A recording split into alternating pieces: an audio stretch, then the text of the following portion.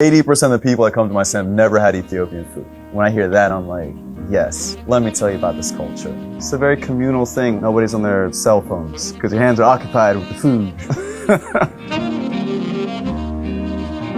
I never was cooking Ethiopian food. And it was funny, it's like, how come I don't cook the food I like? My friend was like, hey, do you want to go to Colombia to do a documentary about the food and culture?